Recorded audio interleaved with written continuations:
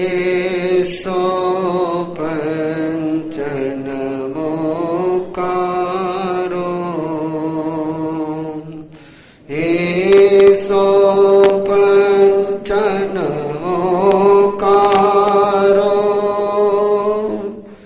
सौव पाव पणासनो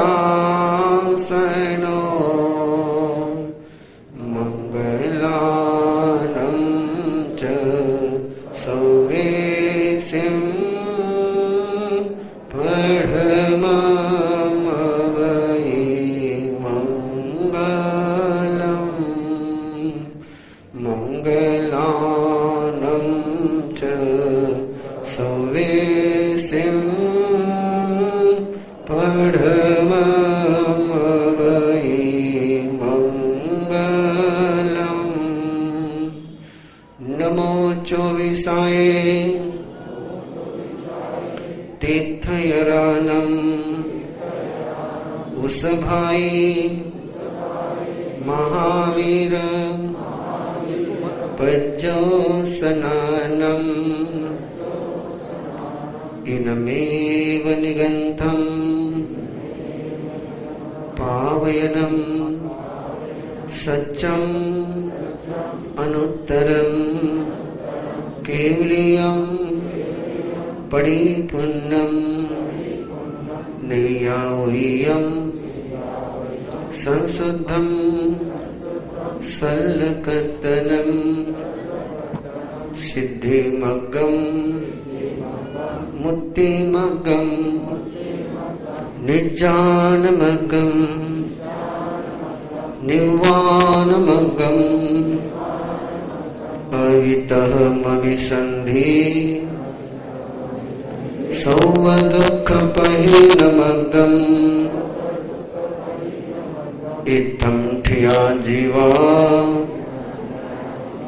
सिद्धन्ति बुद्धन्ति मुच्यन्ति परिनिर्वायन्ति सौवदुःखानमन्तं करन्ति तं धम्मं जिनधम्मं तीर्थयधम्मं सद्दहामि पतियामि रोहिणी फांसे में पाले में अनुपाले में तम धम्मम जिन धम्मम तीर्थयर धम्मम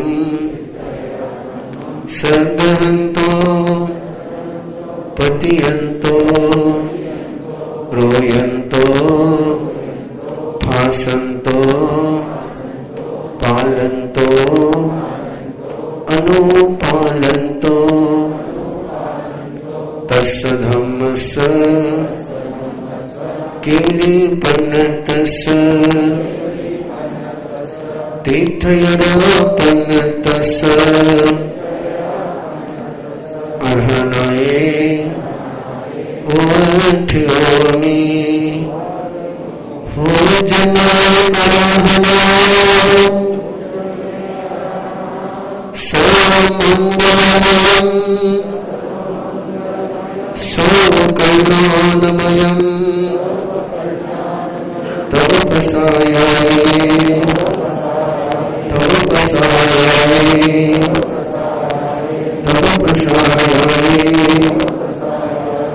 तीर्थंकर परमात्मा के चरणों में वंदन करते हुए मंगलकारी धर्म आराधना करने की आज्ञा लेते हुए धर्मासन ग्रहण करें। जय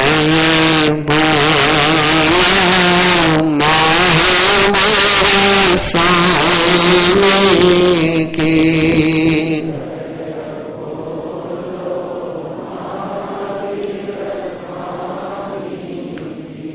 जिस परमात्मा ने हमको इस विधि का वरदान दिया, उस परमात्मा के चरणों में वंदन करते हुए ही हम इस विधि को ग्रहण करने के लिए पात्र बन सकते हैं। इसलिए बहुत आस्था के साथ बहुत भक्ति के साथ, बहुत खुले दिल के साथ प्रभु का गीत गाना है कि प्रभु तुमने जो यो विधि का वरदान दिया, जैसे अपने इस विधि का वरदान देकर के कई पतितों को पावन बनाया, वैसे इस विधि से हमारा जीवन भी मंगलमय बने, इसके लिए आपके चरणों में वंदन है। जय बोलो महावीर स्वामी की,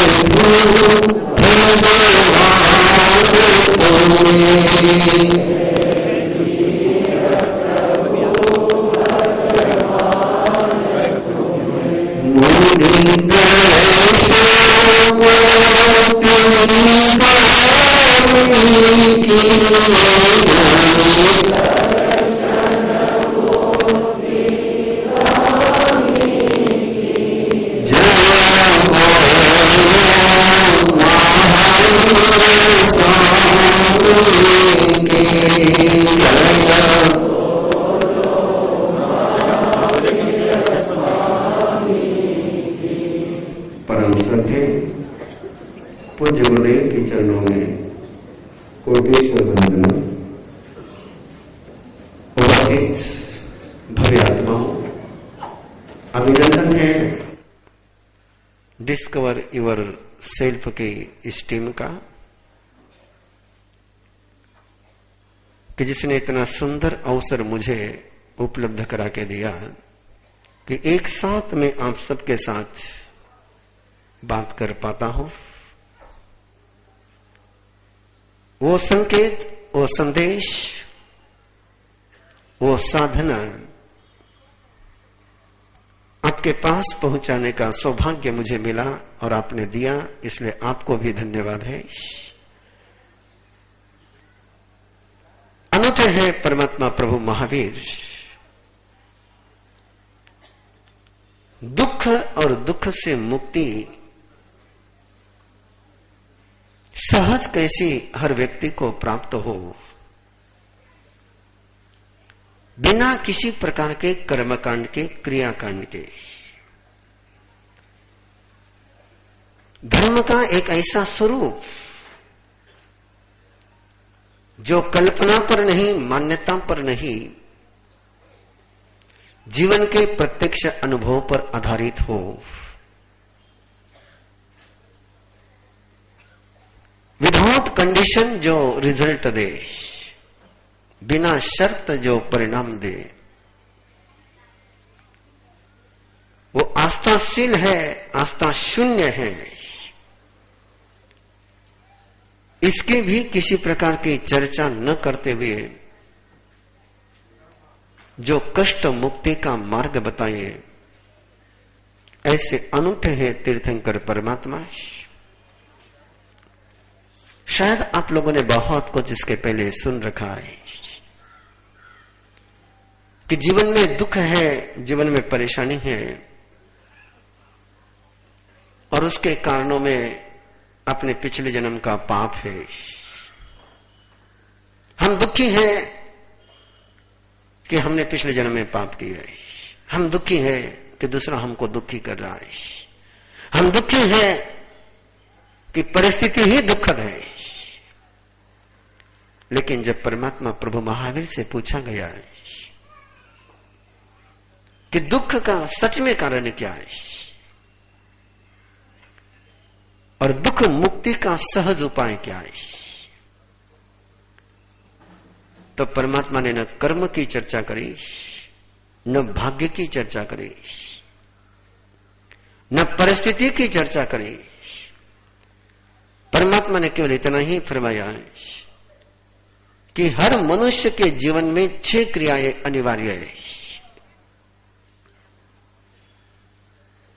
और उन 6 क्रियाओं को यदि उसने सही तरीके से किया तो उसके जीवन में दुख हो नहीं सकता है, और यदि इन 6 क्रियाओं को गलत तरीके से करता है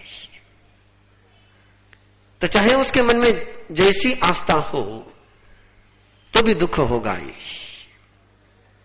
और वो 6 क्रिया है जयम चरे जयम चिट्ठे जयम आसे जयम से जयम भावजंतो भासंतो पावकम न बंधे। चलना सही तरीके से चले तो न अपने प्राणों की हिंसा होगी न दूसरे जीव को किसी प्रकार का दुख होगा। कैसे खड़े रहना, परमात्मा ने कहा खड़े भी ऐसे रहो कि खड़े रहने में भी आपके शरीर में पीड़ा का कोई अनुभव नहीं हो। कैसे भोजन करें, ध्यान में रखना। जैन धर्म को लेकर के लोगों के दिमाग में एक ही धारणा है कि जैन धर्म तपस्या करना सिखाता है, लेकिन परमात्मा के पास जब भी कोई भव्य आत्मा दीक्षा लेती तो परमात्मा उसको केवल 6 बातें सिखाते थे। ऐसा चल, ऐसा खड़ा रहे, ऐसा बैठ, ऐसा सो जा। मेडिटेशन नहीं, क्या सिखाते थे? सो जा। कैसे सोना, कैसे भोजन करना है, क्या खाना, उसकी चर्चा परमात्मा नहीं करते हैं। कैसे खाना है, क्या बोलना, इसकी चर्चा नहीं करते। कैसे बोलना है,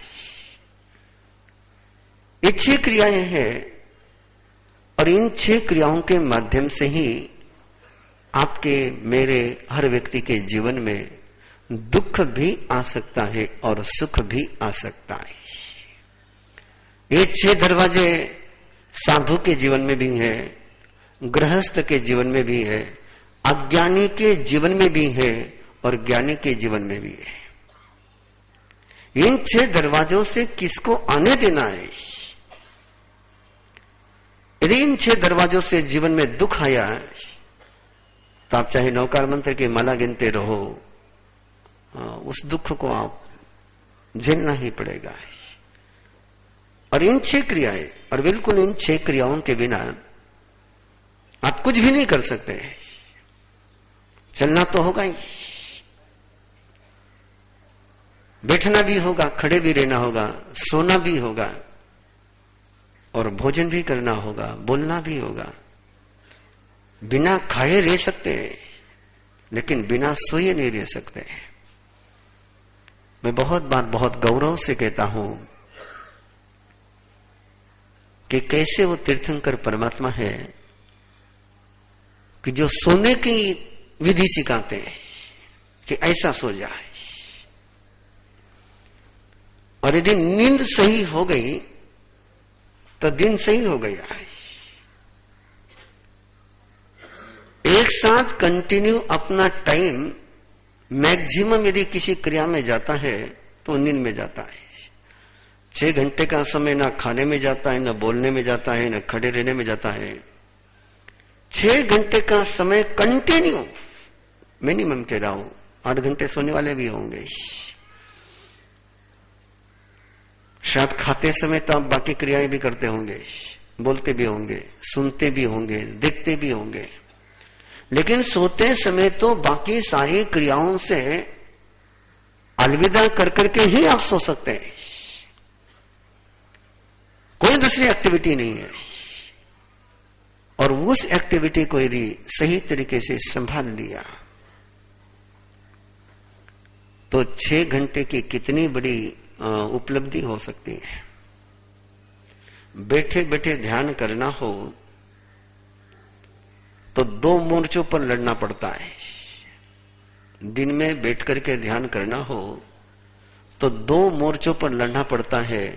बाहर से आने वाले डिस्टर्ब भी है और अंदर से आने वाले उपद्रव भी है।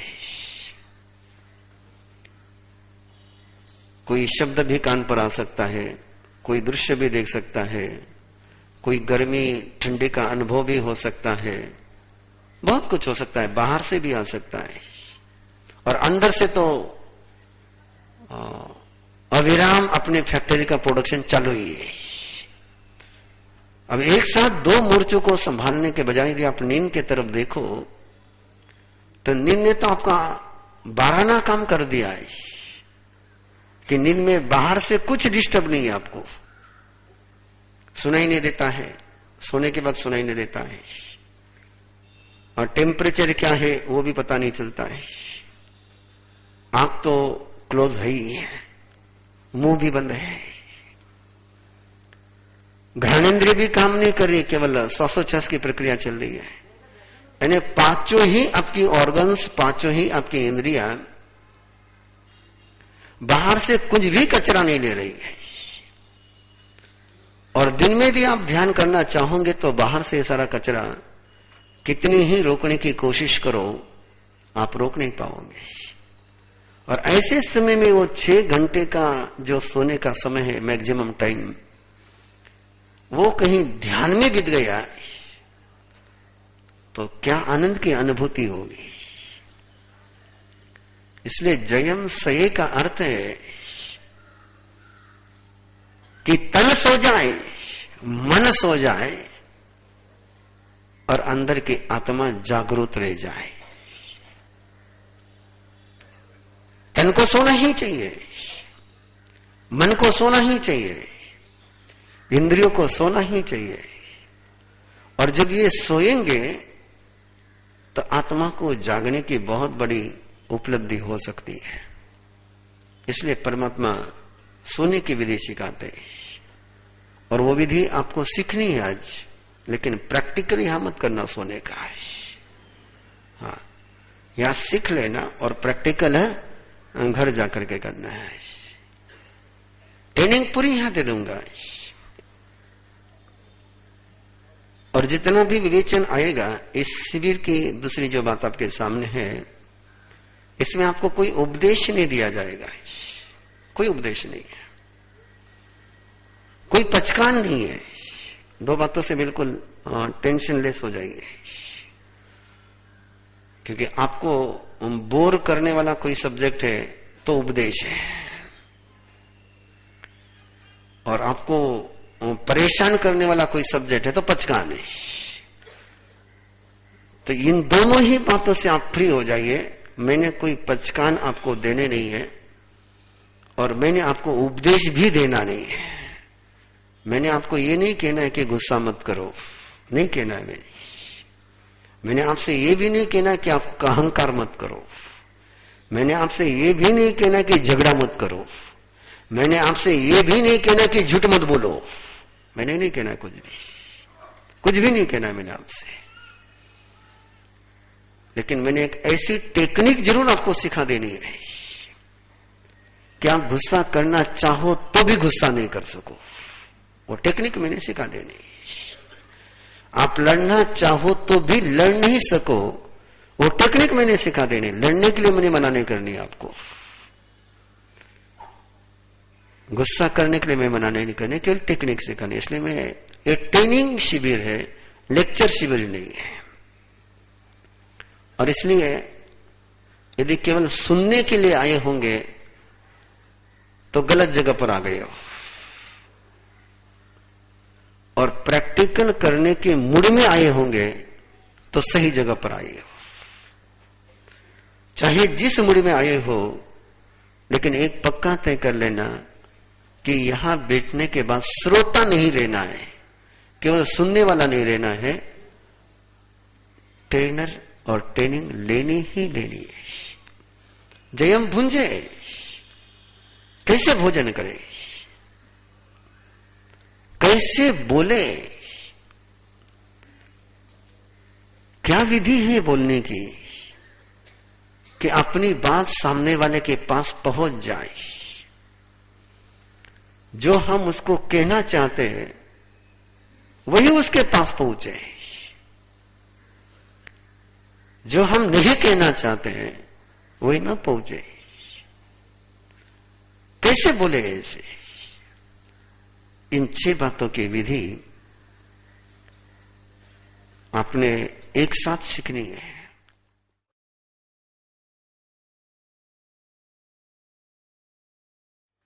बैठना है, खड़े रहना है, क्योंकि आप करीबन आपको 4 घंटे बैठना है।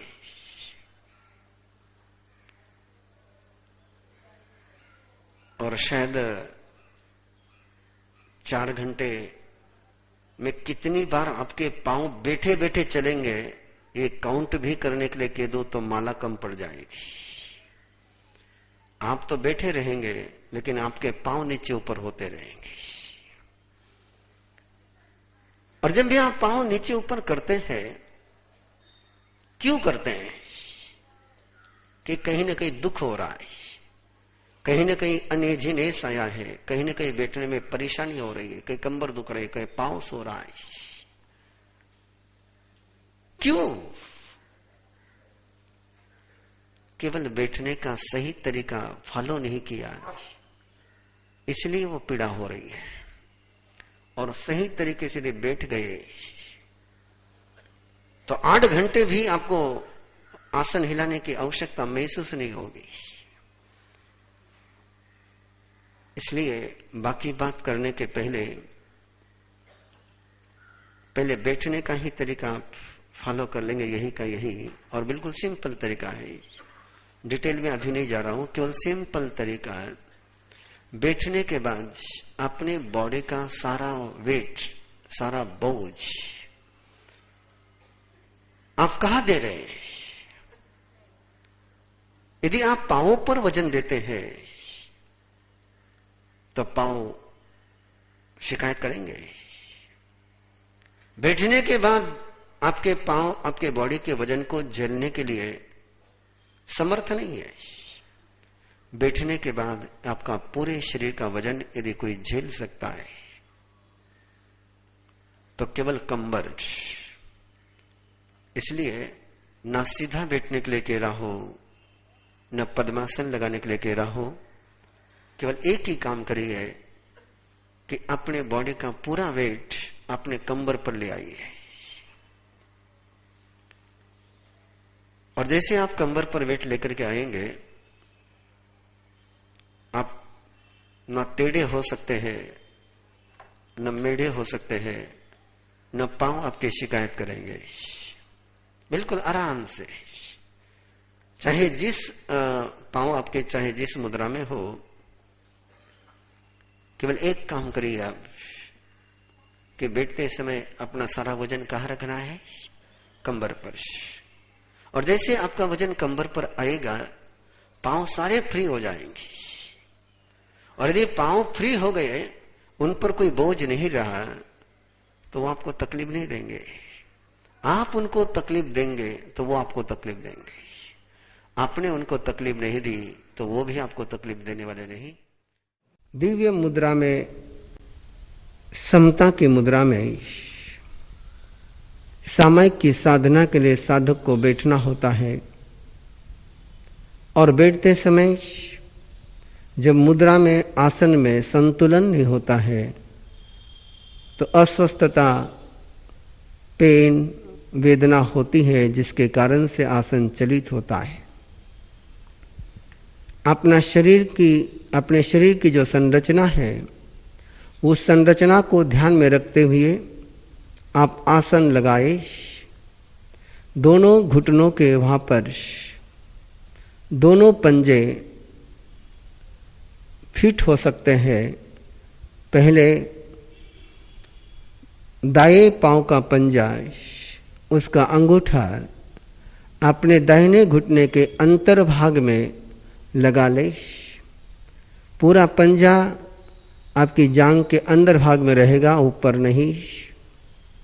तत्पश्चात बाएं पांव का अंगूठा लेकर के दाहिने पांव के घुटने के अंतर्भाग में जहाँ स्पेस है वहाँ उसको लगा दे और इस तरह से आसन लगा करके बैठ जाए।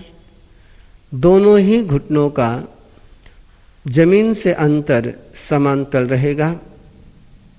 सारे अपने शरीर का वजन अपने कंबर पर, पांवों पर बिल्कुल वजन नहीं, चारों ही दिशाओं से अपनी जमीन के साथ अपना 90 अंश का कोण होना चाहिए।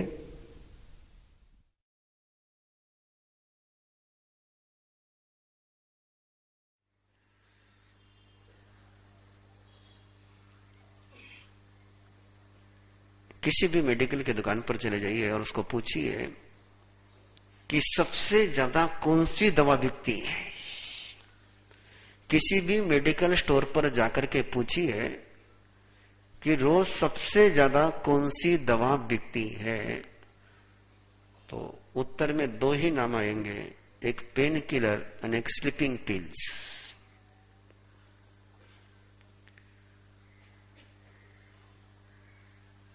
और परमात्मा तो फरमाते हैं और सारे धर्म फरमाते हैं कि नींद लेना तो हमारा स्वभाव है। जैसे आहार स्वाभाविक है वैसे नींद भी स्वाभाविक है। नींद आए तो कोई आश्चर्य नहीं, नींद नहीं आए तो आश्चर्य है। लेकिन एक ऐसी जीवन शैली हमने फॉलो कर ली है कि जिसमें नींद बिल्कुल मुश्किल हो गई है, बहुत मुश्किल हो गई है। केवल संकेत कर रहा हूं, उस पर कोई आपको लंबा नहीं ले जा रहा हूं, खास करके माताओं को संकेत कर रहा हूं कि ये जो भी इंसान के साथ, आज की पीढ़ी के साथ नींद का प्रॉब्लम है, उसका मूल कहीं पर है तो मां के पास है। जब बच्चा छोटा होता है और उसको नींद आती नहीं है, तो उसको जब नींद नहीं आती तो सारी माताएं जबरदस्ती उसको सुनाती है, लोरी सुना करके। और लोरी से काम नहीं हुआ तो फिर वो दूध में कुछ मिला करके चटा देती है। उसकी जो नेचुरल नींद लेने की सिस्टम थी, उसको सबसे पहले किसी ने ब्रेक किया है तो मां ने ब्रेक किया है। और वो जो ब्रेक हो गया तो वापस उस सिस्टम को संभालने का कोई सूत्र ही नहीं रहा है। और एक बार बचपन में नींद लेने की सिस्टम वो जो डिस्टर्ब हो गई सो हो गई। उस पर मुझे यहां कुछ ज्यादा नहीं बोलना है, केवल मैं संकेत बता रहा हूं। इसलिए कह रहा हूं माताओं से कि कम से कम आज से आगे बच्चा जब सोना चाहता है तब उसको सोने दो। नहीं सोना चाहता है, उसको नींद नहीं आ रही है, उसका सोने का समय नहीं है, तो जबरदस्ती मत सुलाओ। ये स्वाभाविक नहीं है। इसलिए आइए कैसे सोए वैसे शुरुआत कर रहा हूं। नींद क्यों डिस्टर्ब होती है? अंदर में दिन भर के क्रियाकलापों के कारण से, व्यवहार के कारण से नेगेटिविटी डेवलप होती है और वो नेगेटिविटी स्वस्थ रूप से आपको सोने नहीं देती है। पहला कारण। आप सोना चाहते हैं, उस समय सो नहीं पाते हैं, और जब उठना चाहते हैं तब शरीर उठने के लिए तैयार नहीं होता है। झगड़ा इतना ही अपने साथ कि जब आप सोना चाहते तब नींद तैयार नहीं है, और जब आप उठना चाहते तब नींद आपको छोड़ने के लिए तैयार नहीं है, क्योंकि डिस्टर्ब नींद है। और नींद डिस्टर्ब होने का पहला कारण नेगेटिविटी। और नेगेटिविटी के बहुत सारे कारण है। कुछ सुना है, कुछ सोचा है, कुछ खाया है, कुछ बोला है, कुछ देखा है, कुछ किया है। इन 6 माध्यमों से अपने शरीर में, अपने मन में, अपने प्राण शरीर में बाहर से नेगेटिविटी आई है।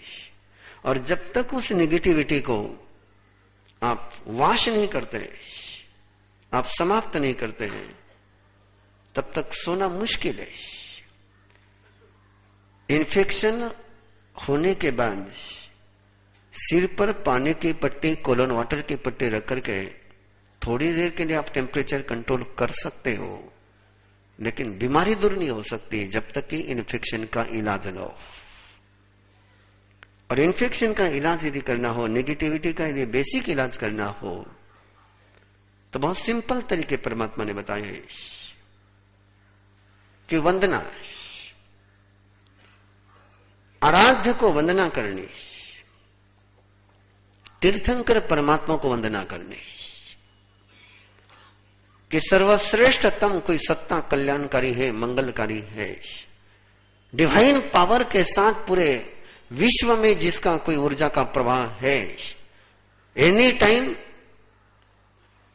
हर जगह पर यदि किसी की ऊर्जा सहज उपलब्ध है तो तीर्थंकर परमात्मा है। और उन तीर्थंकर परमात्मा की वंदना करने की जो विधि है, उस विधि को बिल्कुल सहजता से समझ लेना। वो तीर्थंकर परमात्मा को वंदन करने की विधि है, और क्योंकि डिवाइन पावर को आपको रिसीव करना है, और वंदना करने के लिए खड़े रहना होता है। बैठे बैठे तो वंदना होगी नहीं, और खड़े रहते समय कैसे खड़े रहना है, दोनों बातें एक साथ आ जाएगी। कि खड़े रहने की टेक्निक भी आ जाएगी, वंदना के साथ भी बात जुड़ जाएगी। कितनी देर आप खड़े रह सकते हैं? आप कितनी देर खड़े रह सकते हैं? हाँ, पक्का? बिना पांव हिलाए?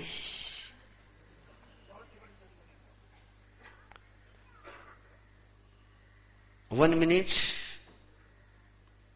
नहीं, 1 मिनट भी नहीं है। आपने कभी अपने बॉडी को फील नहीं किया होगा, जब भी आप खड़े रहते हैं 10 सेकंड में राइट से लेफ्ट में, लेफ्ट से राइट में आते हो। आपके बॉडी का जो वेट है वो इधर का उधर, उधर का इधर, इधर का उधर, उधर का इधर होते ही रहता है। जैसे वो पहले पेंडुलम की घड़ी आती थी ना, उछलती रहती है। थोड़ी देर लेफ्ट पर जोर दिया, फिर लेफ्ट थक गया तो राइट पर जोर दिया, राइट थक गया तो लेफ्ट पर जोर दिया। और आप श्रवण बेलगोला के पास रहते हो, बेंगलोर यानी श्रवण बेलगोला के पास है, जहां बाहुबली खड़े हैं। कितने सालों, कितने लंबे समय तक खड़े हैं। कभी दर्शन करने के लिए तो गए ही होंगे आप।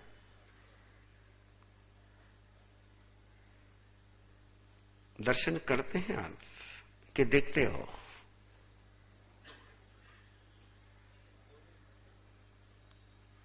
देखिए, हंसना मत, हंसना मत, बुरा भी मत मानना, हंसना भी मत, गाली भी मत देना है, दोनों ही काम मत करना है।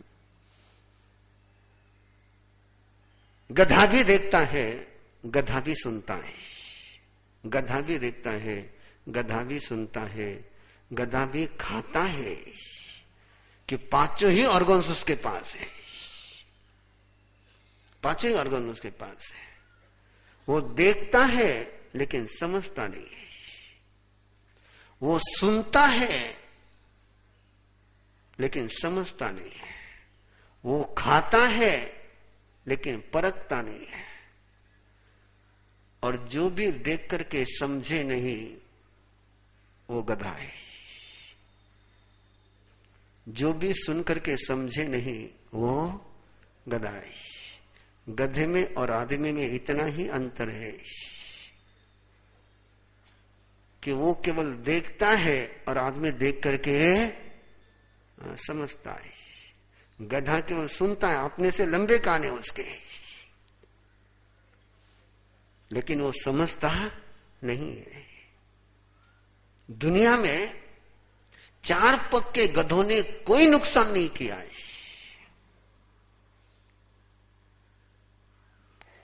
चाहे वर्तमान देख लो, चाहे इतिहास देख लो, गधों ने दुनिया को दिया ही दिया है। 4 पक्के गधों ने जितना भी दुनिया में दुख है वो सारा 2 पक्के गधों के कारण से है। जो देखते हैं लेकिन समझते नहीं है, सुनते हैं लेकिन समझते नहीं है। अन्यथा क्या कारण कि हरी भरी तंबाकू की खेती में 4 पक्के गधे को भेज दो, वो भूखे मर जाएगा लेकिन तंबाकू को मुंह नहीं लगाएगा। कितना ही हरा पत्ता हो, कितना ही हरा पत्ता हो, कितनी भूख लगी हो, वो भूख से मरना पसंद करेगा लेकिन तंबाकू के पत्ते को मुंह में नहीं डालेगा। वो 4 पक्के गधे में जन्मजात जो अक्ल है वो 2 पक्के गधे ने छोड़ दी।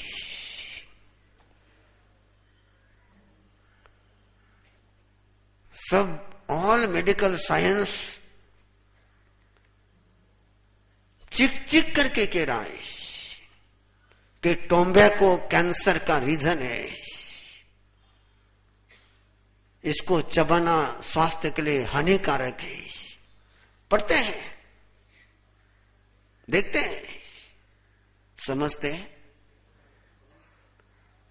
उम्मीद करता हूं कि यहां बैठा हुआ कोई भी 2 पक्का गधा नहीं होगा और गधे को ट्रेनिंग नहीं दी जा सकती। शेर को ट्रेनिंग दी जा सकती है, शेर को ट्रेनिंग दी जा सकती है। आप किसी सर्कस में चले जाइए, बाकी सब प्राणी काम करते हुए आपको नजर आएंगे, गधे का कोई आइटम ऑपरेशन नहीं होता है। शेर से भी काम लेते हो, शेर को भी ट्रेनिंग दी जा सकती है, बकरी को भी ट्रेनिंग दी जा सकती है, लेकिन गधे को नहीं। वो चाहे वो गधा हो, वो चाहे ये गधा हो। इसलिए मैंने शुरुआत में आपको हंसने की मना इसलिए कर रखी थी कि बात आराम से आगे पहुंच जाए। तो इसलिए वंदन की ये विधि, ये ट्रेनिंग कब करनी है? वंदना आपको जब सोना है तब करनी है। जब सोना है तब करनी है। कितनी बार करनी है? बार करनी है। बात जहां से शुरू हुई थी वही ले जा रहा हूं।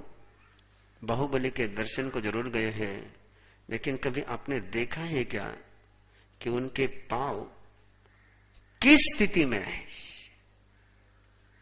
और कहीं पर भी किसी भी तीर्थंकर के मंदिर में जब पहुंचोगे और खड्गासन मुद्रा में खड़ी परमात्मा की प्रतिमा देखोगे तो सभी मूर्तियों के पांव एक बिल्कुल स्केल में, एक रेशो में होते हैं। उनकी एड़ी में 4 अंगुल का अंतर और उनके 2 अंगूठों में 6 अंगुल का अंतर है। 4, 6, 8, 12, 16, 24, यही रेशो है आपका। और उस रेशो में यदि आप पांव खड़े रखते हैं, अपने पांव जमीन पर रखते हैं, पांव कैसे रखने हैं कि 4, 6, इस रेशो में यदि आप पांव रखते हैं जमीन पर तो आपको स्थिर खड़े रहने में बहुत सपोर्ट मिलेगा। आपके फिर कोई परेशानी नहीं जाएंगे। बिल्कुल छोटी सी टेक्निक। वैसे बैठने के लिए टेक्निक क्या है? हाँ, बार बार याद दिलानी पड़ेगी मुझे। हाँ, कमर पर लोड देकर बैठना है, पाँव पर लोड देकर के नहीं बैठना है। आप चाहे चेयर पर बैठो, आप चाहे जमीन पर बैठो, इतनी छोटी सी टेक्निक परमात्मा की स्वीकार कर लो कि बैठने के बाद पांवों पर वजन नहीं देना है। वजन कहां देना है सारा? यदि इतना भी आपने किया तो जिंदगी में आपको कंबर दर्द, स्पॉन्डिलोसिस, स्लिप डिस्क का सवाल आएगा ही नहीं। आप किसी भी समझदार डॉक्टर को जाकर के मिलिए, समझदार डॉक्टर को शब्द विशेषण लगा रहा हो पीछे, और उसको पूछिए ये जितने भी जॉइंट पेन होते हैं, चाहे घुटने के हो, चाहे कंबर के हो, चाहे गर्दन के हो, चाहे रीढ़ की हड्डी के हो, इनका रीजन क्या है? इसका कारण क्या है? इसका कोई वायरस नहीं है, इसका कोई कीटाणु नहीं है, इसका कोई डाइट के साथ रिलेशन नहीं है, इसका सीधा सा रिलेशन किसी के साथ है, रिश्ता किसी के साथ है, तो गलत तरीके से बैठना, गलत तरीके से खड़े रहना, गलत तरीके से चलना, गलत तरीके से सोना।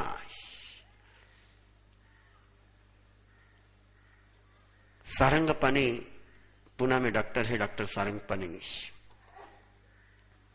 और उसके पास जब भी ये सारे पेशेंट जाते हैं slip disc, spondylosis, joint pains वाले, तो कोई दवा नहीं देता उनको, केवल कैसे बैठना, कैसे खड़े रहना, कैसे सोना, कैसे चलना, इतनी ट्रेनिंग देता है। और परमात्मा तो पहले से देते आए कि जयम चरे जयम चिट्ठे जयम आसे जयम सये, इन 4 क्रियाओं को। इसलिए बैठते समय कंबर पर लोड, पांव पर लोड बिल्कुल नहीं। खड़े रहते समय ऐसे ही खड़े रहना है, और खड़े रहने के बाद हल्का सा पेट, हल्का सा अंदर खींचना है, सिकुड़ना पेट को, पूरा नहीं सिकुड़ना है, थोड़ा सा सिकुड़ना है, जिससे श्वासोच्छ्वास में कोई दिक्कत नहीं आए, लेकिन थोड़ा सा पेट के मसल्स को थोड़ा सा सिकुड़ लेना है, और फिर हाथ घुमाने शुरू करने। पहले खड़े रहना। खड़े कैसे रहना? 4 अंगुल अपने एड़ियों में अंतर, 6 अंगुल अपने दोनों पावों के अंगूठों में अंतर, टेखनों में 4 अंगुल का अंतर, और पावों के अंगूठों में 6 अंगुल का अंतर। पेट हल्का सा अंदर लिया। डिवाइन पावर को रिसीव यदि करना है तो प्रदक्षिणा करनी ही होगी। बिना प्रदक्षिणा करे आप डिवाइन पावर को रिसीव नहीं कर सकते। और प्रदक्षिणा का जो क्रम है वो लेफ्ट टू राइट है। जब भी आप मंदिर में परिक्रमा करते हैं, राइट टू लेफ्ट करते हैं कि लेफ्ट टू राइट करते हैं? Left to right, right to left का सवाल ही नहीं उठता है। सीधा ही जाएंगे। परिक्रमा जो भी होगी वो कैसी होगी? सीधे हाथ से ही होगी, उल्टे हाथ से नहीं होगी, सीधी ओर ही होगी, दक्षिण में ही गति होगी, वाम गति उसकी नहीं होगी। इसलिए प्रदक्षिणा करनी है, और प्रदक्षिणा करने के बाद वंदन करना है। बिना प्रदक्षिणा करे वंदन नहीं होता है। इसलिए पाठ आप बोलो चलेगा, नहीं बोलो चलेगा, पाठ अपने मन में बोला तो भी चलेगा, मुंह से तो बोलना ही नहीं है, मन में बोला तो भी चलेगा, नहीं बोला तो भी चलेगा, शब्द अपने याद करे तो भी चलेंगे, शब्द याद नहीं करे तो भी चलेंगे। क्योंकि कार्यक्रम किसी परंपरा का नहीं है, कार्यक्रम कर्म कांड का नहीं है, कार्यक्रम किसी भी प्रकार के क्रियाकांड का नहीं है कि जहां मैं शब्दों का आग्रह पकड़ू। शब्दों का कोई आग्रह नहीं है, केवल जानकारी के लिए वो शब्द है। तिखुत्तो आयाहीनम पयाहीनम करेमि, इनका मीनिंग है कि मैं 3 बार प्रदक्षिणा करता हूं। कितनी बार? 3 बार मैं प्रदक्षिणा करता हूं। और 3 बार प्रदक्षिणा करने की जो टेक्निक है कि प्रैक्टिकली तो तीर्थंकर परमात्मा के समोशरण में अपूर्ण नहीं है, जहां है वहीं से परमात्मा को प्रदक्षिणा करनी है कि परमात्मा है और मैं परमात्मा को प्रदक्षिणा कर रहा हूं। और प्रदक्षिणा करने के इन भावों के साथ श्वास लेते हुए, श्वास अंदर लेते हुए 3 बार अपने हाथ राउंड में घुमाने। इस तरीके से राउंड में घुमाने हैं कि अपना पूरा सिर, चेहरा, फेस अपने ही हाथों के राउंड के चक्कर घेरे में सहजता से आ जाए। करे, हाथ पहले जोड़े और हाथ जोड़ते समय ध्यान में रखे कि अपना अंगूठा हथेली से जुड़ा हुआ रहे, उंगलियां सारी मिली हुई रहे, कोई भी अंगूठा बिल्कुल लगा लीजिए। यहां पर ये देखिए अंगूठा कैसा है, हाँ उसको अलग मत रखिए, हाँ उसको अलग मत रखिए, अंगूठे को अलग मत रखिए, अंगूठे को अलग मत रखिए। अंगूठा ये आपके ईगो का है, अहंकार का है, और उसकी प्रकृति अहंकार की एक ही प्रकृति होती है, अलग रहना। इसलिए इस अंगूठे को कंटिन्यू यहां आपको लगाए रखना है। परम दिव्य शक्ति से, दिव्य व्यक्ति से उनकी अनुग्रह की शक्ति प्राप्त करने के लिए समर्पण की क्रिया अनिवार्य है। समर्पण की क्रिया के लिए साधक दिव्य शक्ति, दिव्य व्यक्ति के चरणों में हाथ जोड़ करके खड़ा रहे। खड़े रहते समय अपने पांवों की एड़ियों में 4 अंगुल का अंतर और पांवों के दोनों अंगूठों में 6 अंगुल का अंतर, ये रेशो रखते हुए खड़ा हो जाए। उसके बाद हल्का सा नाभि चक्र को अंदर संकोचित कर ले, पेट को खींच ले।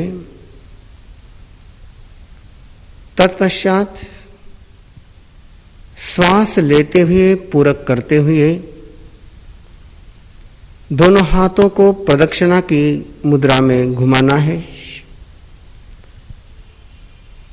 श्वास लेते हुए ही एक ही श्वास में, एक ही पूरक में 3 बार हाथ घुमाने हैं। सामने से हाथ अपने लेफ्ट कान के पास, वहां से अपने हेड चक्रास के पास, वहां से फिर राइट कर्न के पास और फिर मूलपद पर। इस एंगल से हाथ घुमाने हैं। हाथ घुमाते हुए कहीं पर भी पॉज नहीं लेना है, कंटिन्यू हाथ घूमते रहेंगे, कंटिन्यू श्वास लेते रहेंगे। श्वास का लेना और हाथ का घूमना दोनों एक साथ चलते रहेंगे। जिस समय हाथ घुमाते हैं उस समय मन में ये भाव कि मैं मेरे आराध्य को 3 प्रदक्षिणा कर रहा हूं।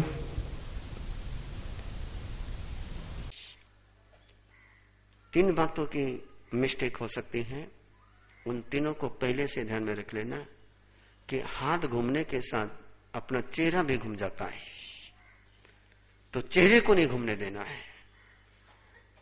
व्हील घूमना चाहिए, एक्सल नहीं घूमना चाहिए। और एक्सल भी हिल के साथ घूमने लग गया तो गाड़ी वही की वही रह जाएगी। इसलिए चेहरा नहीं घूमना चाहिए, चेहरा बिल्कुल स्टिल, और हाथ घुमाएंगे। श्वास लेते हुए अपने लेफ्ट से ऊपर आना है, ऊपर से राइट के पास आना और राइट से नीचे आना। 3 बार हाथ घुमाना है। ओके, अभी समझ लीजिए उस बात को, क्योंकि आपको पता नहीं चल रहा है कि आपका मस्तक कहां पर है, आपका टॉप कहां पर है, ये आपके ध्यान में नहीं आ रहा है। इसलिए आपका हाथ जो है यहां से जा रहा है। कैसे जा रहा है आपका हाथ? यूं जा रहा है। और हाथ ने जाना कहां से है?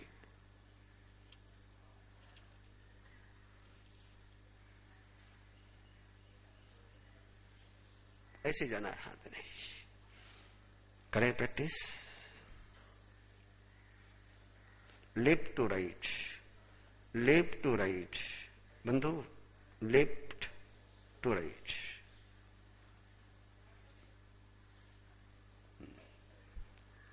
हाँ, घुमाते जाए, केवल हाथ की प्रैक्टिस करें। श्वास को छोड़ दीजिए आप, एकदम ऊपर मत ले जाइए हाथ, है ना, ऊपर नहीं जरा, बिल्कुल अपने इतना ऊपर मत ले जाइए, थोड़ा सा हेड के पास में रहे। हाँ हाँ, सिर के पास में रहे। हाँ, सामने से नहीं, ऊपर ही हाथ जाना ही होगा। हाथ सिर के ऊपर से जाना ही होगा। सामने से हाथ घुमाने से ओके, रुक जाइए, रुक जाइए, रुक जाइए, रुक जाइए। परफेक्ट विधि करने के लिए एक ही उपाय है कि मिरर के सामने खड़े रहे। कहां खड़े रहे? मिरर के सामने खड़े रहे और देखे कि अपना हाथ कैसे जा रहा है। मैं अभी आपको कितना ही कहूंगा कि आपका हाथ सामने से जा रहा है, आपके वो ध्यान में नहीं आ रहा है। मिरर के सामने खड़े रह करके पहले हाथ घुमाने की प्रैक्टिस कर लेना, और उस समय मन में एक ही भाव कि मैं किसको प्रदक्षिणा कर रहा हूं? तीर्थंकर परमात्मा को प्रदक्षिणा कर रहा हूं। आप कौन सी दिशा में मुंह करके खड़े हैं, मेरे घर से कोई संकेत नहीं। आप पूरब की तरफ रहे, पश्चिम की तरफ रहे, दक्षिण की तरफ रहे, उत्तर की तरफ रहे, किधर भी रहे, मुझे इस शिविर में दिशा का आसर नहीं देना है। आपको आसर किसका देना है? आपका देना है।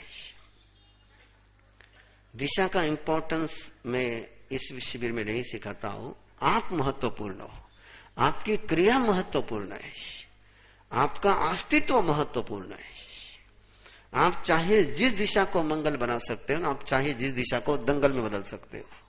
दिशा न मंगल है, दिशा न दंगल है। आप चाहो तो उसको मंगल कर सकते हैं, आप चाहो तो उसको दंगल कर सकते हैं। इसलिए दिशा को लेकर के कोई संकेत नहीं है, क्योंकि जो भी परिचित है उनको पता है कि समूह शरण में परमात्मा चतुर्मुखा नजर आते हैं। चारों ही दिशा में उनका दर्शन होता है, और समूह शरण में प्रवेश करने वाले चारों ही दिशाओं से आते हैं। वहां आने के रास्ते भी चारों ही दिशाओं से है, और कहीं पर भी ये नहीं कहा गया है कि जो पूर्व दिशा से आया उसका कल्याण हुआ है, जो दक्षिण दिशा से आया उसका अकल्याण हुआ है। ऐसा नहीं है, चारों ही दिशाओं से आए हैं और सबका ही कल्याण हुआ है। इसलिए दिशा का सोच मन में मत लाना कोई भी, केवल क्रिया का सोच है। इस प्रकार से श्वास लेते हुए 3 बार हाथ घुमा लिए, और हाथ घुमाने के बाद परमात्मा के सामने आकर के घुटनों के बल बैठे हैं। कैसे बैठे हैं? घुटनों के बल बैठे हैं, और घुटनों के बल बैठ करके नजर परमात्मा के चरणों पर है, और श्वास छोड़ रहे हैं। श्वास छोड़ रहे हैं, और श्वास छोड़ते हुए जो श्वास जा रही मेरी, वो कहाँ पहुंच रही है? परमात्मा के चरणों में पहुंच रही है। और परमात्मा के चरणों में मेरी वंदना, मेरा नमस्कार, मेरा सत्कार, मेरा सम्मान प्रभु के चरणों में समर्पित कर रही है। वंदामी, नमनसामी, सत्कारेमी, सम्मानेमी। देने जैसी कुछ बातें हैं आपके पास, तो ये 4 बातें हैं: वंदना, नमन, सत्कार और सम्मान। ये लेना नहीं होता है, ये देना होता है। इनको लेने की कोशिश करोगे तो उल्टा हो जाएगा, इनको देने का प्रयास करोगे तो सौभाग्य जगेगा। कभी वंदना की डिमांड मत करो, कभी दूसरा व्यक्ति मेरे सामने झुके ये उम्मीद मत करो, दूसरा मेरा सत्कार करे ये भावना मत रखो, दूसरा मेरा सम्मान करे ये भावना मत रखो। मैं दूसरे का वंदन करूं, मैं दूसरे को नमन करूं, मैं दूसरे का सत्कार करूं, मैं दूसरे का सम्मान करूं, मैं औरों का सत्कार सम्मान करूं, तब आपको सत्कार अपने आप मिल जाएगा। और आप सत्कार लेने जाओगे तो तिरस्कार ही मिलेगा। शायद आप सभी को पता है कि मैं धर्म सभा में तपस्वियों के अलावा किसी का सत्कार सम्मान नहीं होने देता हूं। तो लोग नाराज हो जाते हैं कि मेरा साहब, मैं उनको समझाता हूं कि आपको भी पता है, जब भी धर्म सभा में मंच पर किसी का सत्कार होता है तो सभा में बैठे हुए लोग कौन सी नजर से देखते आप उसके तरफ? प्रेम की नजर से, अवोभाव की नजर से, कि कहां से बीच में आकर के टपक गया ये। मैं उनको कहता हूं कि तुम्हें ऐसा लग रहा है कि सत्कार तुम्हारा हो रहा है, लेकिन केवल तुम्हारे सत्कार में जो तुम्हें हार पहना रहा है और जो पहन रहा है उन दोनों को ही खुशी है। बाकी देखने वाले सब तुमको इतनी दुर्भावना से, इतनी बुरी नजर से देखते हैं कि यदि तुम उनकी बुरी नजर को कहीं महसूस कर पाओ तो हार पहनने का विषय तुम छोड़ दोगे। मैं जिसको हार नहीं पहनाता हूं उसको मैं हार नहीं पहनाता, ऐसा नहीं है। मैं इतने सारे लोगों के तिरस्कार की नजर से उनको बचाता हूं, क्योंकि सभा में कोई भी व्यक्ति, किसी भी व्यक्ति का, एक तपस्वी का छोड़ दीजिए आप, कोई चरित्र संपन्न व्यक्ति का छोड़ दीजिए, लेकिन किसी ने पैसे दिए हैं या कोई खर्ची पर है और उसके लिए उसका सत्कार हो रहा हो, तो उस समय सभा में बैठे हुए जितने भी लोग रहते हैं 1% अपवाद हो सकता है, पर 99% लोगों के मन में उस समय कोई मंगल भावना ही नहीं जगती। कोई मंगल भावना आपके मन में जन्मती है? नहीं जन्मती हो तो मैं आपके सामने कार्यक्रम करा दूं, लेकिन नहीं जन्मती है। तो ये सारी चीजें देने की है, लेने की नहीं है। तो वंदन करते समय तिकुत्तो अयाहीनम पयाहीनम करेमी, श्वास लेते हुए परमात्मा को प्रदक्षिणा, वंदामी नमन स्वामी सत्कारी में सम्मानेमी, श्वास छोड़ते हुए परमात्मा के चरणों के तरफ नजर रखते हुए 3 प्रदक्षिणा करने के पश्चात अपने दिव्य आराध्य के सम्मुख में उपस्थित हूं। उनके चरणों पर मेरी नजर है। श्वास चरणों में मेरे भावों को लेकर के जा रही है। रेचक करते हुए मन में ये भाव कि प्रभु मैं आपको वंदन करता हूं, नमस्कार करता हूं, सत्कार करता हूं, सम्मान करता हूं। वंदामि नमनसामि सत्कारेमि सम्मानेमि। और फिर अगले शब्द है क्या लेना है, क्या देना है और क्या लेना है। कल्याणम मंगलम देवयम चेयम, ये 4 बातें क्या करनी है? लेनी है। परमात्मा की जो 4 शक्तियां है, परमात्मा की जो 4 डिवाइन फोर्स है, उसको कलेक्ट करना है। कल्याणम, प्रभु मैं आपकी आनंद शक्ति को ग्रहण करता हूं। आप कैसे हैं? आनंदमय है। मंगलमय है, मंगलम आप मंगल स्वरूप हो। देवयम आप डिवाइन हो। चैयम आप चैतन्यमय हो। और इनको कैसे? श्वास लेते हुए मन में इन भावों को जगाना है कि प्रभु मैं आपकी इन 4 शक्तियों को ग्रहण कर रहा हूं। और फिर इन 4 शब्दों को ग्रहण करते समय श्वास अंदर लेते हुए नीचे झुकते जाना है। और जिस समय पजवा स्वामी मथे नंदामी, मत्था नीचे टेका हुआ है, ये जो थम्स के टॉप है वो अपना यहां लगेगा, लेकिन अंगूठा ऊपर नहीं करना है। अंगूठे के पास सिर ले जाना है। 99% क्या करते हैं आप? अंगूठा ऊपर लाते हैं।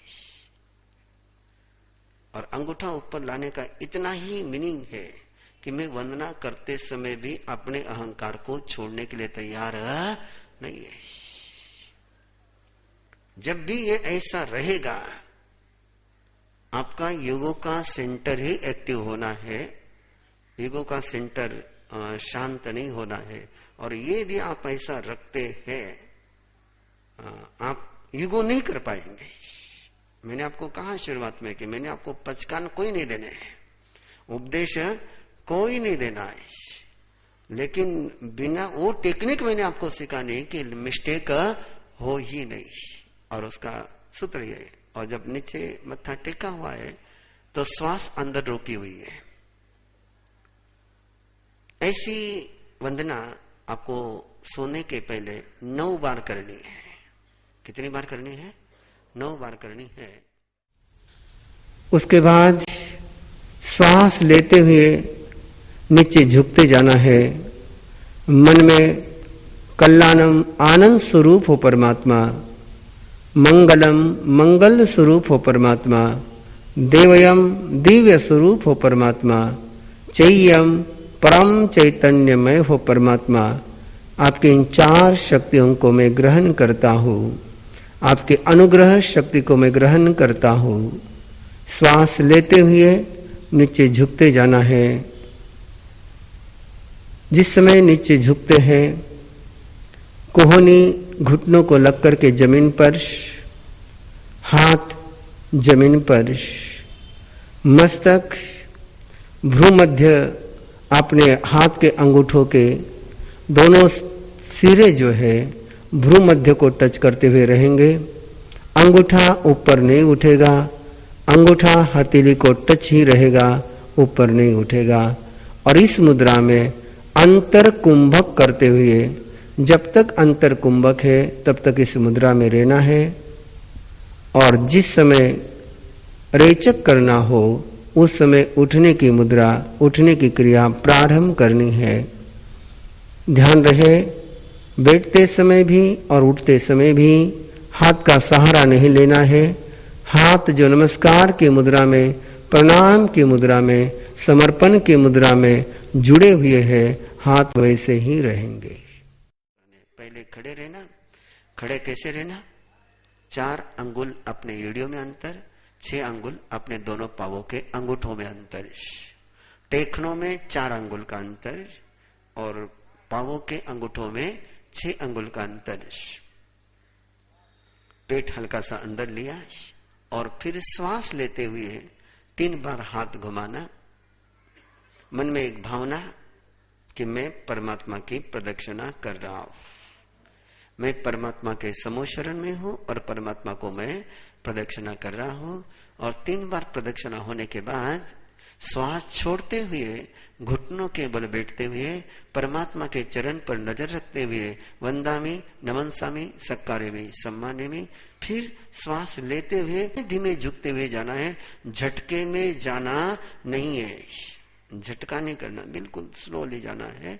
श्वास लेते हुए जाना है और उस समय मन में भाव क्या रहेंगे कि मैं परमात्मा के आनंदमय शक्ति को ग्रहण कर रहा हूं, मंगलमय शक्ति को ग्रहण कर रहा हूं, दिव्य शक्ति को ग्रहण कर रहा हूं, चैतन्य शक्ति को ग्रहण कर रहा हूं और अंदर ग्रहण करी हुई शक्ति को मैं स्टोर कर रहा हूं। इसलिए पजवा स्वामी मथे नंदा में मत्था नीचे टेका हुआ है और श्वास अंदर रोका हुआ है। और उस समय मन में एक ही भावना कि मेरे पर परमात्मा की दिव्य दृष्टि है, परमात्मा मुझे अपने कृपा दृष्टि से देख रहे हैं, मैं परमात्मा की नजर में हूं। ध्यान में आई विधि? प्रैक्टिकल एक 10 मिनट के बाद यही प्रैक्टिकल करा दूंगा आपसे। ध्यान में रखना बंधुओं, एक छोटा सा सवाल आपसे पूछने का मन हो रहा है कि आप दुकान के वहां पर, मकान के वहां पर, बंगले के वहां पर बहुत सारे टोटके करते हो। काली बाहुली, उल्टी बाहुली, नींबू, मिर्च, फिंगशुई, चिंगशुई, गाड़गा, मटका, पता नहीं कितने आइटम आपके पास है। किस लिए करते हो? किस लिए करते हो? किसी की बुरी नजर, कृपा दृष्टि के लिए नहीं करते, किसी की बुरी नजर नहीं लगे। मैं आपसे एक छोटा सा सवाल पूछना चाह रहा हूं। आपके मकान को, आपके घर को, आपके दुकान को दुष्ट लोग 24 घंटे देखते हैं कि परमात्मा 24 घंटे देखते हैं? कौन देखता है 24 घंटे? ताकत किसमें ज्यादा है? फिर उसका असर क्यों नहीं आप पर? अपरासर किसका हो रहा है? कोई दुष्ट 1-2 मिनट के लिए आपकी दुकान को देख लेता है, अपरासर हो जाता है। कोई व्यक्ति थोड़ी बुरी नजर से आपको देख लिया और आपका स्वास्थ्य बिगड़ा जाता है। मुझे समझ में नहीं आता है कि अनंत अनंत सिद्ध भगवान और 20 तीर्थंकर विहरमान महाविद्य क्षेत्र के 24 आवर्स आपको भी देख रहे, मुझे भी देख रहे। मैं जिस समय स्वयं को नहीं देखता हूं उस समय भी वो मुझे देख रहे हैं। जिस समय आप स्वयं को नहीं देख रहे उस समय भी वो आपको देख रहे हैं। फिर उनकी नजर का असर क्यों नहीं हो रहा है? बहुत छोटा सा उत्तर है, क्या हमने उस नजर को ग्रहण नहीं किया है?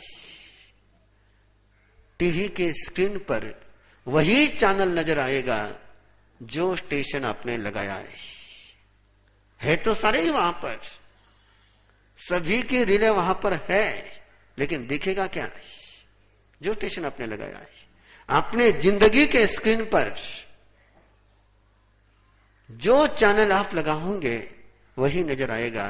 और वंदन विधि का अर्थ केवल इतना है कि मेरे जिंदगी का चैनल तीर्थंकर का चैनल है और वहां केवल तीर्थंकर की ही ऊर्जा आएगी और किसी की ऊर्जा नहीं आएगी। और एक बार अपने तीर्थंकर की ऊर्जा को ग्रहण किया तो वहां कोई रावण की ऊर्जा नहीं पहुंच सकती है, वहां कोई दुर्योधन की ऊर्जा नहीं पहुंच सकती है, वहां किसी दुष्ट शक्ति का प्रवेश नहीं हो सकता है।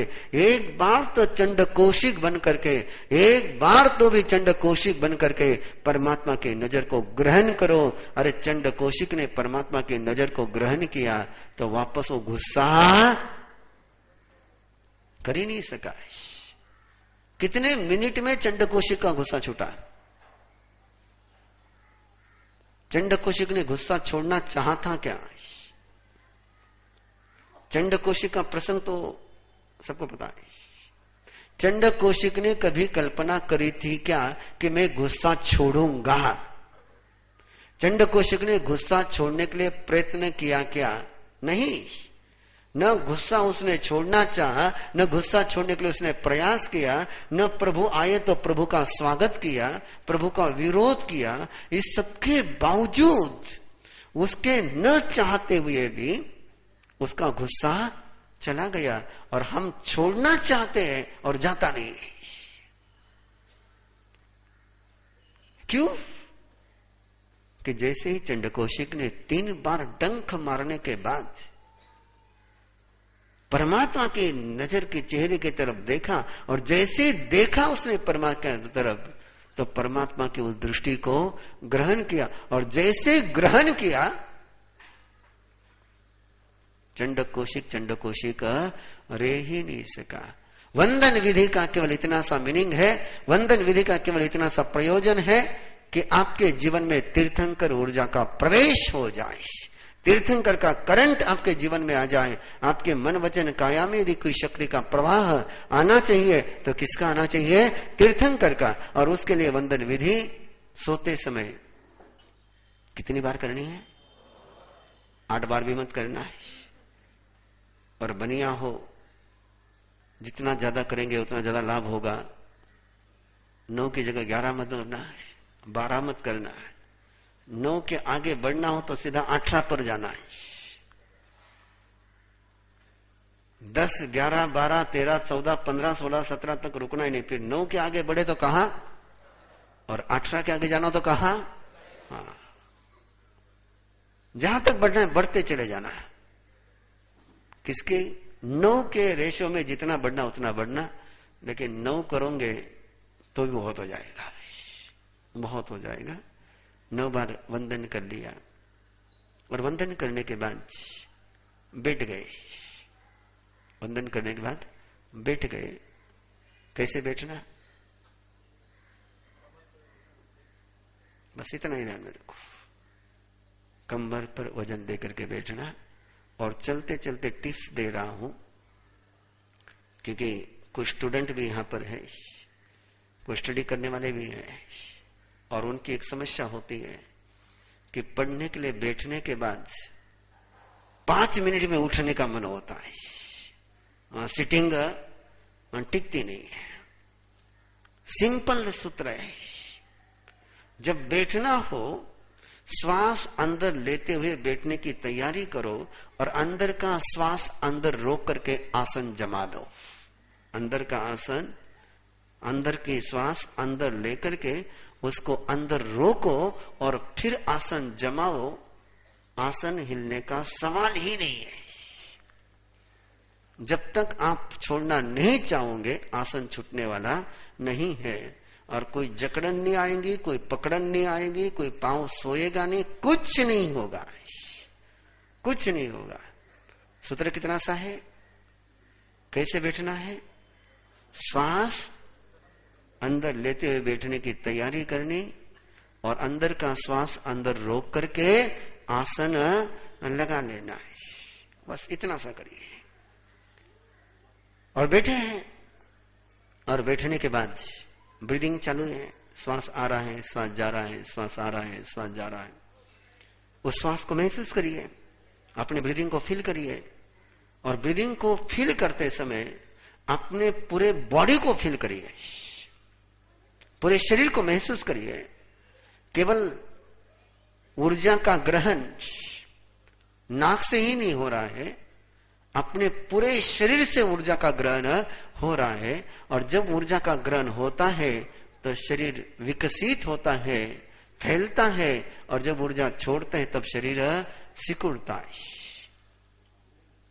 वंदन करने के बाद जब बैठते हैं तो जब श्वास लेते हैं तो उस समय महसूस क्या करना है, मैं पूरे शरीर से ऊर्जा को ले रहा हूं। और जब श्वास छोड़ता हूं तब पूरे शरीर से ऊर्जा को छोड़ता हूं। समझ में आ गई बात? कहां तक आई? यहां तक आ गए क्या? बराबर यहां तक मेरे साथ चले हो कि सो गए हो? चले। और फिर जब श्वास बाहर जा रही है तो मेरे अंदर की जितनी निगेटिविटी, जो भी बीमारी है, प्रयोग दे रहा हूं, टिप्स दे रहा हूं। चाहे जितनी क्रॉनिक बीमारी आपकी हो, चाहे जितनी पुरानी बीमारी हो, किसी एक बीमारी को लेकर के लक्ष्य बनाइए कि जब मैं श्वास छोड़ता हूं तो उस बीमारी की सारी ऊर्जा बाहर जा रही है। मेरे अंदर के जितने माइनस पॉइंट है, नेगेटिविटी है, सारी कहां जा रही है? बाहर जा रही है। और जब मैं श्वास लेता हूं तो उस समय मेरे पास परमात्मा की ऊर्जा आ रही है। परमात्मा ने छोड़ी हुई श्वास में ग्रहण कर रहा हूं। श्वास लेते जाए, श्वास छोड़ते जाए, छोड़ते समय अंदर की सारी गंदगी बाहर डाले और आते समय परमात्मा की कृपा को लेकर के अंदर पहुंचे। जब तक आपको अच्छा लगे करें इसको, 1 मिनट 2 मिनट, जब तक भी करना हो। और उसके बाद संवत्सरी अपने मनाई होगी, संवत्सरी अपने मनाई होगी। मैं जैनियों से पूछ रहा हूं, मनाई है कि जी है? संवत्सरी को मनाया है कि संवत्सरी को जिया है? क्या किया है? किस किस ने जिया है? और जीने का मतलब क्या है? संवत्सरी को जीने का मतलब क्या है कि पुराने सारे अकाउंट क्लोज, दुश्मनी के सारे अकाउंट क्लोज। किसके किसके क्लोज हुए हैं? बहुत कम हाथ, वो भी बड़े डरते डरते ऊपर हो रहे।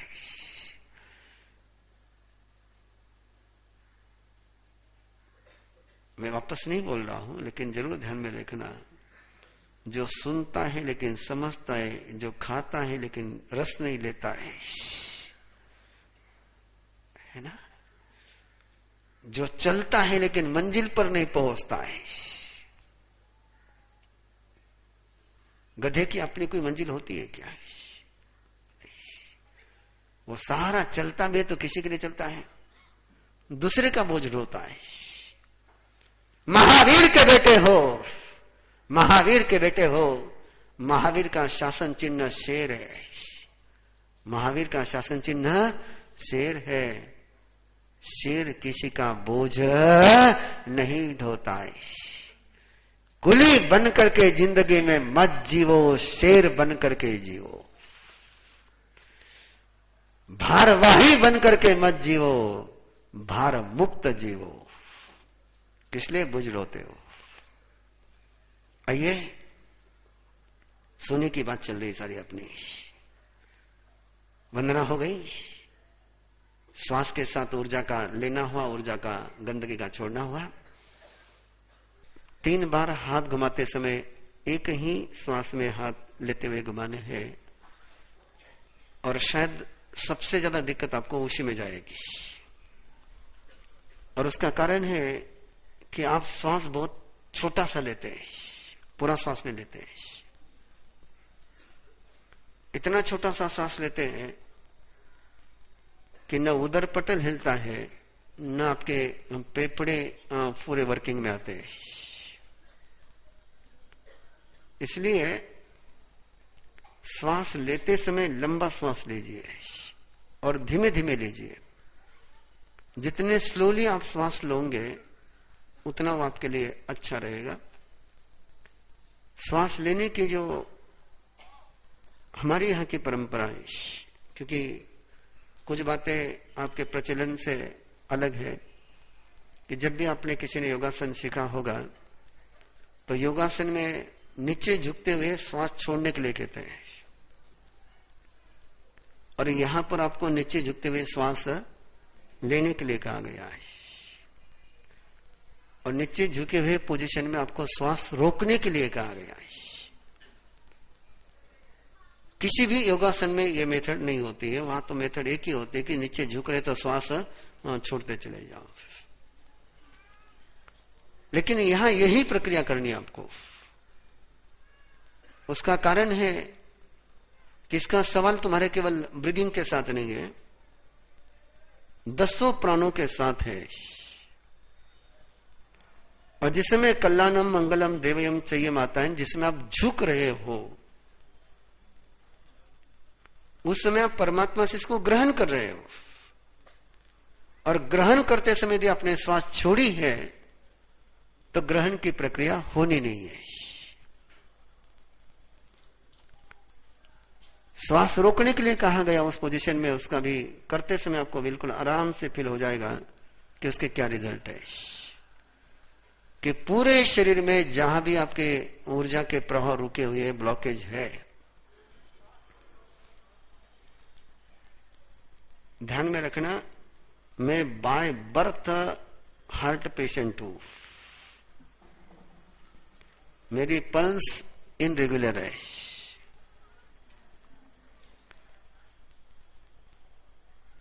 डायग्नोसिस होने को कई साल हो चुके हैं, और जितनी डॉक्टर ने मनाया करी है वो सारा काम मैं करता हूं। डॉक्टर ने तेज चलने के लिए मना करा है, मैं चलता हूं। डॉक्टर ने चढ़ने के लिए मना किया है, मैं आराम से चढ़ता हूं, और मुझे कोई परेशानी नहीं है। नथिंग, कोई परेशानी नहीं। केवल जिन शासन की क्रियाएं हैं, इसके अलावा मेरे पास कुछ भी नहीं है। उसके आगे तो मुझे और कोई बात बताने की आपको आवश्यकता है ही नहीं। अब कोई भी डॉक्टर देख सकता है आकर के मेरी पल्स इनरेगुलर है, लेकिन इनरेगुलर पल्स का मेरे बॉडी पर, मेरे हेल्थ पर कोई भी असर नहीं है। इको निकाला जा चुका है, और एक तरफ की जो झड़प है वो बराबर लॉक नहीं होती है। लेकिन कोई प्रॉब्लम प्रैक्टिकली मेरी जिंदगी में नहीं है। नेरोफेस कैप्सूल मुझे 91 में डॉक्टर ने दी थी, मैंने 4-5 दिन ली और बाद में पैकेट मैंने फेंक दिया। वापस उसको मैंने चखा भी नहीं है। और नाउ नो प्रॉब्लम। आप केवल करते जाए, है ना।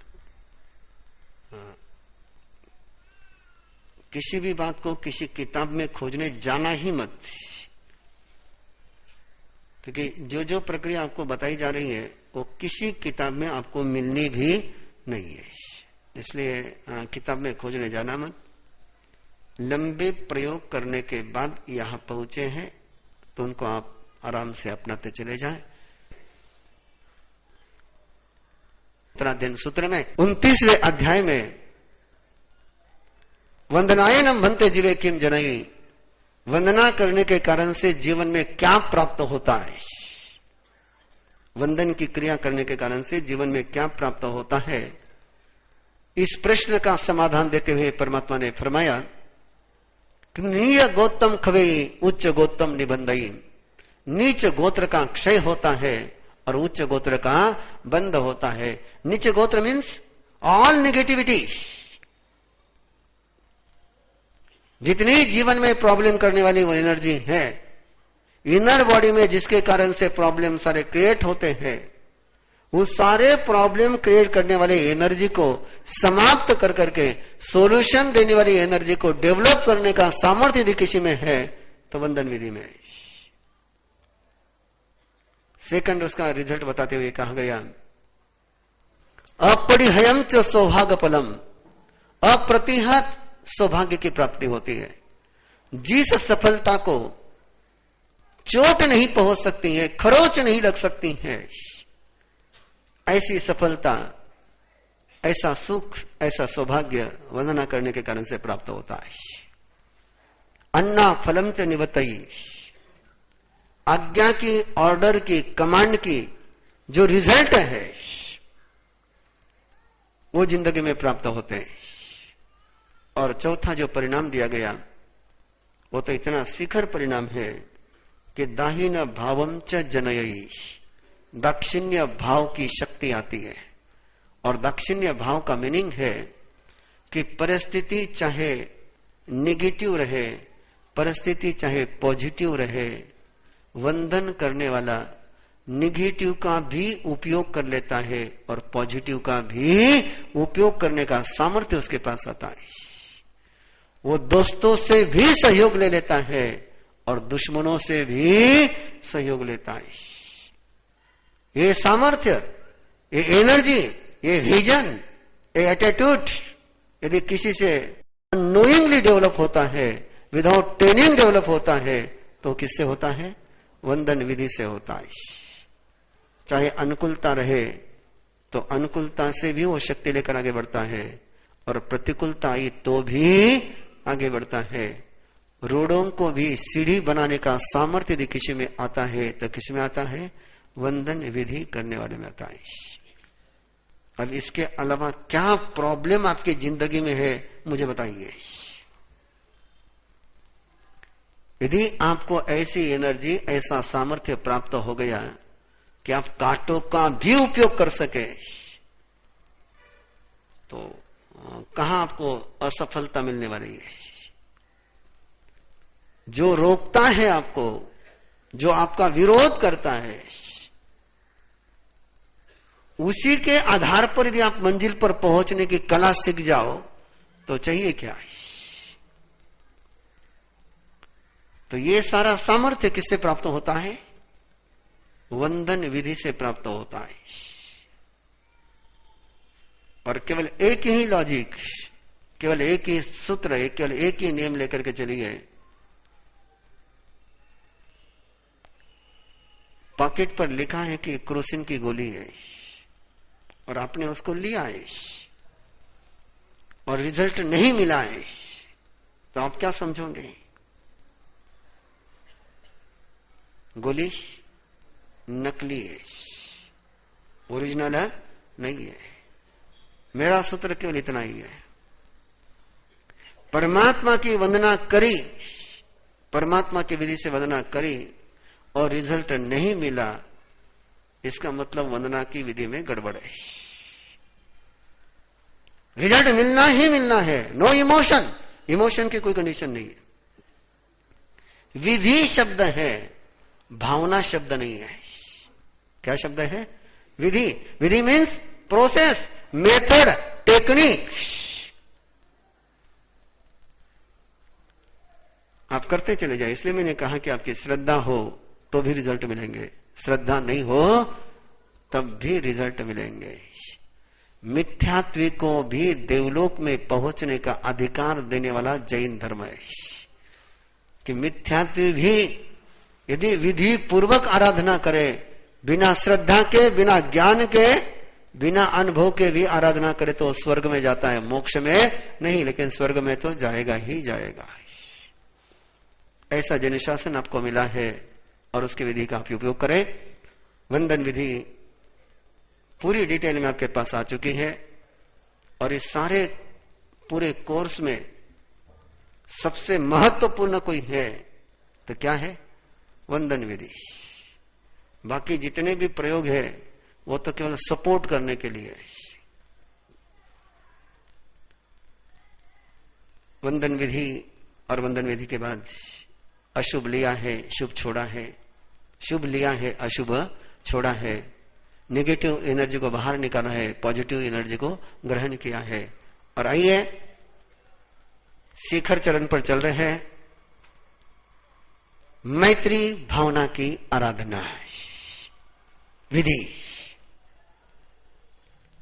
जीवन में कर्म और धर्म ये दो ही नहीं होते हैं, तीसरा भी एक सूत्र होता है, रिश्ता।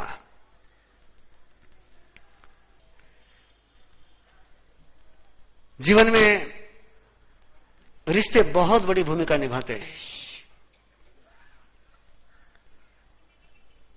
कई बार आपने देखा होगा कि अनजाना व्यक्ति भी बिना परिचय के प्यारा लगता है,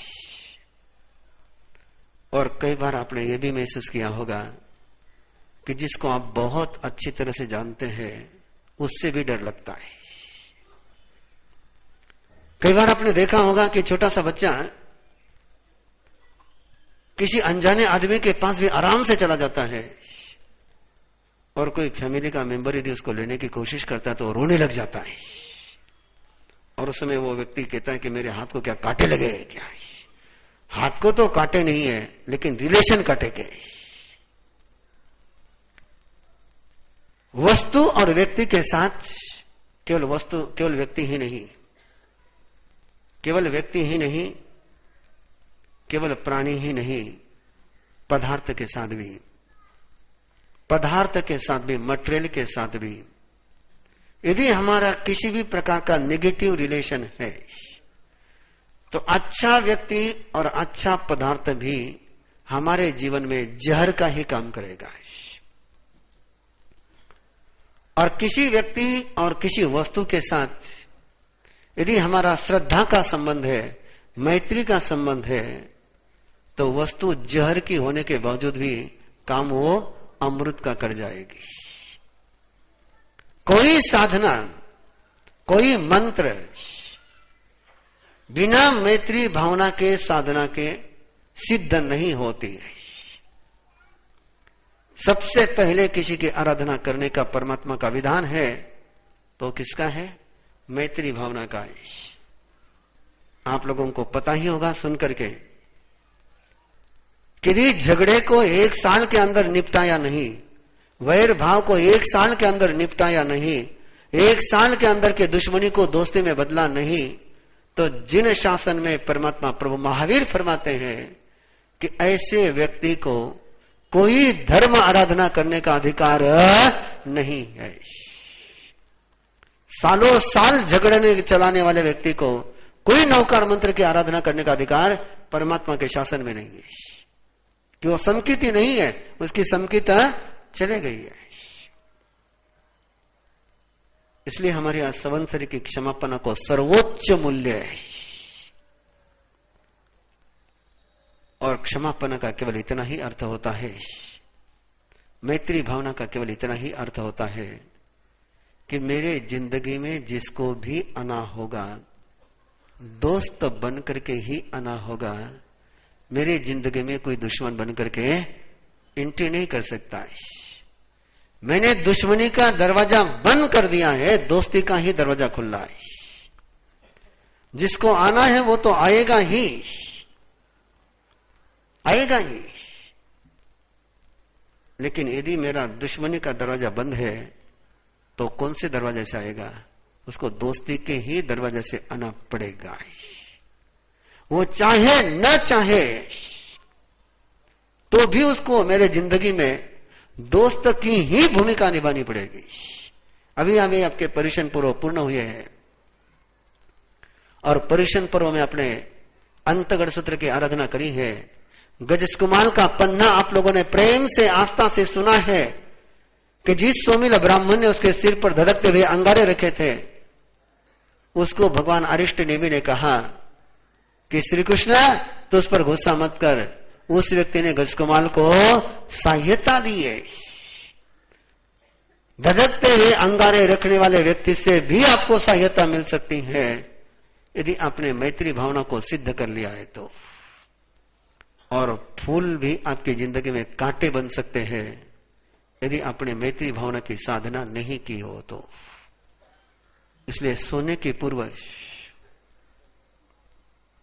वंदना के बाद अशुभ का विसर्जन, शुभ का अर्जन, और तीसरे चरण पर है मैत्री भाव की साधना है। मंत्र आपको याद है, शब्द आप सबको रटे हुए हैं, पर मैं शब्दों को दोहराने के लिए नहीं कहूंगा। आप बैठे हुए हैं, वंदना के बाद, अशुभ को छोड़ने के बाद, शुभ को ग्रहण करने के बाद आंख बंद कर लीजिए और सबसे पहले उन व्यक्तियों की याद करिए। उन चेहरों को अपने बंद आंखों के सामने लाते जाइए, अपने अंतर चक्षु के सामने उन चेहरों को लाते जाइए जिन्होंने आपको तकलीफ दी है, जिन्होंने आपको कष्ट दिया है, जिन्होंने आपका नुकसान किया है, जिन्होंने आपको गाली दी है, जिन्होंने आपका इंसल्ट किया है, जिनका चेहरा देखते ही आपका मन दुखी हो जाता है।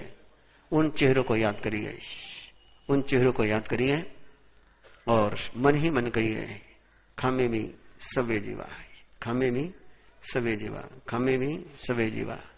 मैं तुम्हें क्षमा की शक्ति देता हूं।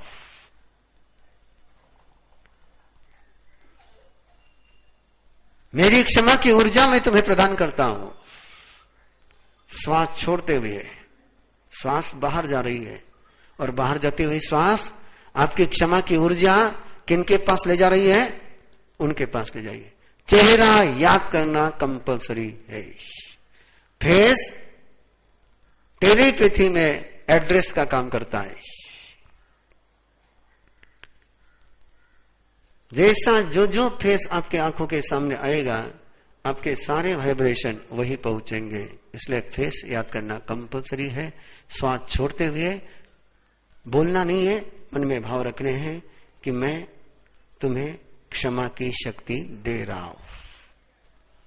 जब श्वास अंदर आ रही हो उस समय उन चेहरों को याद करिए जिनको आपने तकलीफ दी है। किसी ने आपको गाली दी होगी तो आपने भी किसी को गाली दी होगी। किसी ने आपको पीटा होगा तो आपने भी किसी को पीटा होगा। वो एनी पर्सन, वो आपका बेटा हो सकता है, वो आपका नौकर हो सकता है, वो आपके घर का कुत्ता हो सकता है, गाय हो सकती है, एनी वो आपके घर का दरवाजा हो सकता है कि जिसको आपने गुस्सा उतारते हुए जोर से बचट दिया है। वो आपके कपड़े हो सकते हैं, वो आपके जूते हो सकते हैं कि जिसको आपने फेंका है। जब भी आप उस पर तिरस्कार अपना व्यक्त करते हैं, अपने नेगेटिव इमोशन डालते हैं, तो उस समय आप वहां पर क्या डाल रहे हो? तो जिनको आपने चोट पहुंचाई है, वो आपका पति हो सकता है, वो आपकी पत्नी हो सकती है, आपके माँ हो सकते हैं, आपके बाप हो सकते हैं, आपके भाई बहन, कोई भी हो सकता है। जिनको आपने दुखी किया है उन सबके चेहरे याद करने हैं और उनसे कहना है सवे जीवा खमंतो में। श्वास लेते हुए मैं आपसे क्षमा को ग्रहण कर रहा हूं। उनसे कौन सी ऊर्जा ले रहे हैं आप? क्षमा की। उनमें जो क्षमा की शक्ति उसको आप ग्रहण कर रहे हैं। पहले क्षमा की शक्ति देनी है और फिर क्षमा की शक्ति ग्रहण करनी है। जितनी बार आप दोहराना चाहो दोहरा सकते हो। श्वास जा रही है, क्षमा की शक्ति जा रही है, श्वास आ रही है, क्षमा की शक्ति आ रही है। लेकिन उसको नो फेस मत करना, पर्टिकुलरली फेस आंखों के सामने लाना है। जिन जिन से आपकी चल रही है दुश्मनी, और वो दुश्मनी दो प्रकार की है। एक तो जिनको आपने तकलीफ दी वो दुश्मन है, और एक जिनसे आपको तकलीफ मिली वो दुश्मन है। उन दोनों को क्लियर करिए। जिनसे तकलीफ मिली है उनको क्षमा की शक्ति देकर के रास्ता साफ करिए, जिनको तकलीफ दी है उनसे क्षमा मांग करके क्लियर करिए। जितनी बार इस क्रिया को दोहराना है दोहराते चले जाए, और दोहराने के बाद अगला चरण उठाइए। श्वास बाहर जा रहा है, दोनों ही चेहरों को एक साथ याद करिए, दोनों ही चेहरों को एक साथ याद करिए। और दोनों ही चेहरों को कैसे याद करना? बिल्कुल खुश चेहरे, बिल्कुल प्रसन्न चेहरे हैं। जिनको आपने क्षमा की शक्ति दी है वे भी खुश हो गए हैं, जिनसे आपने क्षमा मांगी है वो भी खुश हो गए हैं। सांस बाहर जा रही है, एक साथ दोनों के पास आपकी ऊर्जा पहुंच रही है। मिट्टी में सर्वभूयेषु, मिट्टी में सर्वभूयेषु। मेरा आपके साथ मैत्री का ही संबंध है। बाहर के श्वास बाहर ही रोकी है, श्वास लेने के लिए थोड़ी देर के लिए रुक जाइए। वेरम मध्यम न के नहीं, मेरा तुम्हारे से किसी के साथ दुश्मनी नहीं है। ये कब करना है? श्वास बाहर के बाहर रोकते हुए, श्वास लेते हुए भी नहीं करना है, श्वास छोड़ते हुए भी नहीं करना है। जिसको पतंजलि की भाषा में बहिर्कुंभक कहते हैं, बाहर का कुंभक, कि श्वास बाहर की बाहर रोक रखी, अंदर भी नहीं ली, छोड़ी भी नहीं, अंदर रोकी भी नहीं। कहां रोकी है? श्वास ले छोड़ने के बाद, श्वास छोड़ने के बाद 2 सेकंड, 5 सेकंड, 10 सेकंड के लिए श्वास ग्रहण नहीं करना, इसको बहिर्कुंभक कहते हैं। और उस स्थिति में आपको क्या कहना है? वेरम मध्यम न के नहीं, मुंह नहीं खोलना है, अंतर मन में ही बोलना है। ध्यान में आ गई प्रक्रिया? कोई कठिनाई तो नहीं आएगी करने में? और उसके बाद सोते समय उस करवट पर सोना है जिधर का श्वास चलता है। किस करवट पर जाना है? सीधा नहीं लेटना है, पेट के बल पर नहीं जाना है, जाना किस पर है? करवट पर जाना है। लेकिन कौन सी करवट पर?